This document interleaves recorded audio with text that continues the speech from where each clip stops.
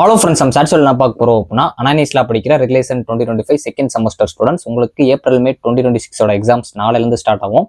Linear algebra transforms and it's applications paper நாளையிலேருந்து இருக்கும் exam. அதுக்கு அடுத்த பேப்பர் உங்களுக்கு இருக்கும். இப்போ நிறைய பேர் கேட்டது, நாங்கள் எக்ஸாம் எழுத போகிறோம்ல ப்ரோ, அதுக்கு பாஸ் மார்க் எவ்வளோ அப்படின்னு சொல்லி கேட்டுட்டு இருந்தீங்க. ஸோ நீங்கள் செமஸ்டரில் எக்ஸாமாக எழுதுறீங்களா, 100க்கு எழுதுறீங்களா, அதுக்கு வந்து 45 மார்க்ஸ் வந்து எடுக்கணும். இப்போ இதுக்கப்புறம் அதை கன்வெர்ட் பண்ணுவாங்க. அதோட ப்ராசஸ்லாம் நீங்கள் பார்த்தீங்கன்னா உங்களுக்கு தெரியும். அதாவது ரெகுலேஷன் 2025 பிடிஎஃப்ல பார்த்தீங்க அப்படின்னா 17.18ல பார்த்தீங்க அப்படின்னா பாசிங் கிரைட்டீரியாவில் தியரி, லேப் இன்டகிரேட்டட் தியரி, அது போக வந்து உங்களுக்கு லேப், இது எல்லாத்துக்குமே வந்து 45 மார்க் வந்து, அதாவது எண்டு செமஸ்டர் கொடுத்துருப்பாங்க. அது வந்து செமஸ்டரில் நீங்கள் வந்து 45 மார்க்ஸ் எடுத்துருக்கணும்.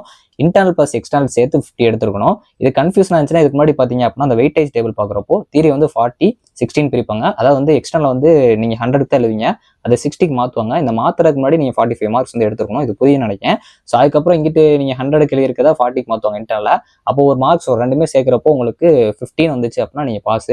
ஓரளவு இப்போ உங்களுக்கு புரிஞ்சிருக்கும்னு நினைக்கிறேன். உங்களுக்கு கிளியராகவே மென்ஷன் பண்ணியிருக்காங்க. தியரி, லேப் இன்டகிரேட் தியரி, அப்போ வந்து லேப், இது மூணுக்குமே வந்து 45 மார்க்ஸ் தான் பாஸ் மார்க்கு. ஸோ அதனால் நாளைக்கு நீங்கள் ரிட்டன் எழுத போகிற 100 மார்க்கு 45 மார்க் எடுக்கணும். ஸோ அதனால் 45 தாண்டணும் அப்படிங்கிற மாதிரி டார்கெட் வச்சுட்டு எக்ஸாம் எழுத பாருங்க.